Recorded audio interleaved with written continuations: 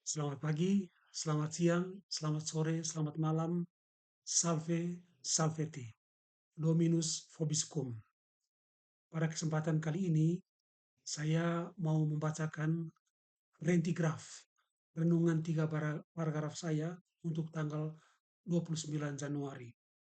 Judul rentigraf saya kali ini, Kenangan titik dua, mengingat secara baru.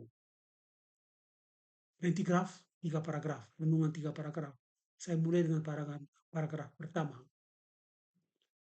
Menurut Santo Agustinus, dalam diri manusia ada tiga kemampuan unik dan istimewa. Salah satunya ialah ingatan, memoria. Bisa juga disebut kenangan. Ia erat terkait dengan apa yang sudah terjadi atau yang sudah kita lakukan di masa silam. Dengan kata lain, memoria itu erat terkait dengan masa silam. Hal yang terjadi di masa silam dengan diri kita itu ada banyak. Mungkin pikiran kita yang salah, mungkin perkataan kita yang salah, mungkin perbuatan kita yang salah, mungkin juga kelalaian kita. Ditambah lagi akibat negatif dari perbuatan-perkataan, dan kelalaian orang lain. Tentu ada juga hal-hal baik dan positif yang kita lakukan di masa silam, yang mendatangkan perubahan dalam diri kita dan juga dalam kehidupan sosial kemasyarakatan. Jika hal-hal negatif itu meracuni dunia, maka hal-hal yang positif memberi sumbangan yang baik bagi dunia dan hidup bersama. Suka ataupun tidak suka dari kedua model perbuatan atau perilaku itu, manusia bisa mempelajari sesuatu, menimba satu dua buah nilai untuk menambah wawasan, memperluas cakrawala, memperdalam pemahaman dan intuisi. Pokoknya, memoria menyimpan sangat banyak, positif maupun negatif, sebab ia adalah sebuah ruang yang memiliki banyak klaster penyimpanan yang tidak mudah dibuka kembali dan dibersihkan. Tetapi kita tetap wajib menyembuhkan kenangan-kenangan dan memori kita agar, meminjam bahasa komputer masa kini, tidak ngadat, tidak ngeheng. Jika sudah ngadat, itu ngeheng, maka ia akan error. Dan error itu akan mempengaruhi seluruh sistem. Paragraf kedua.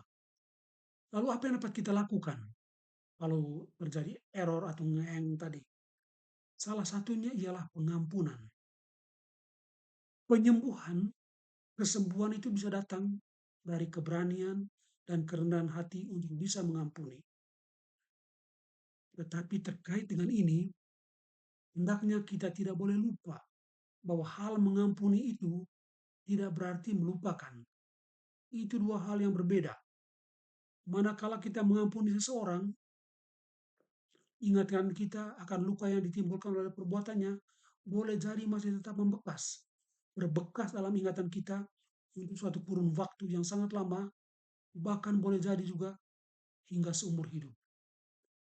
Kadang-kadang kita terus memikul ingatan dan kenangan itu dalam badan kita secara fisikal, dan itu dimaksudkan sebagai sebuah tanda yang kelihatan sebagai peringatan. Namun demikian, pengampunan bisa mengubah cara kita mengingat. Pengampunan itu bisa mengubah cara kita memaknai apa yang tidak bisa kita lupakan. Karena itu, ada benarnya ada benarnya juga jika orang berkata bahwa pengampunan itu tidak otomatis berarti melupakan. Mengampuni itu juga bisa berarti mengingat dengan cara baru dan dimensi baru. Itu yang perlu kita sadari. Poin-poin seperti itulah yang saya pelajari dari dua buku dari Pater Robert Schreiter, teolog dari Catholic Theological Union Chicago, yang menduduki chair Schillebeeckx OP di Radboud University, guru bernama Katholieke Universiteit Nijmegen, Netherlands, tentang rekonsiliasi, tentang pendamaian. Paragraf kedua.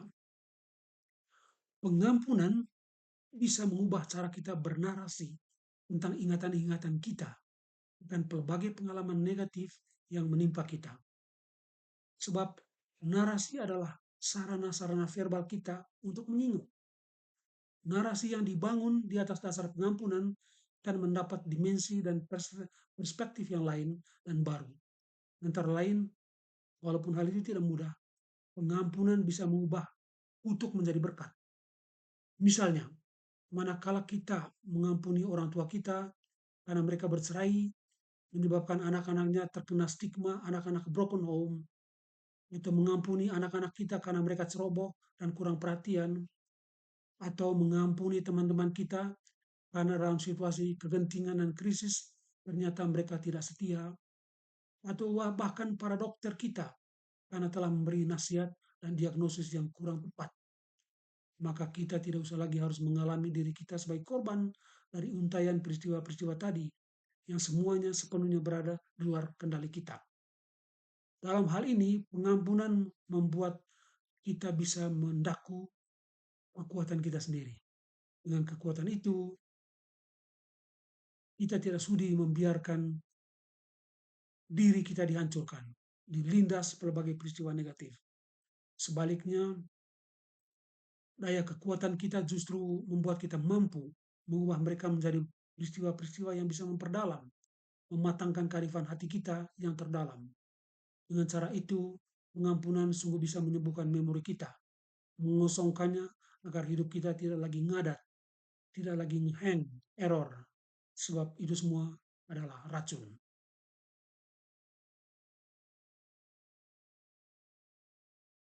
Sekian dan terima kasih. Salve, salvete, semoga berguna.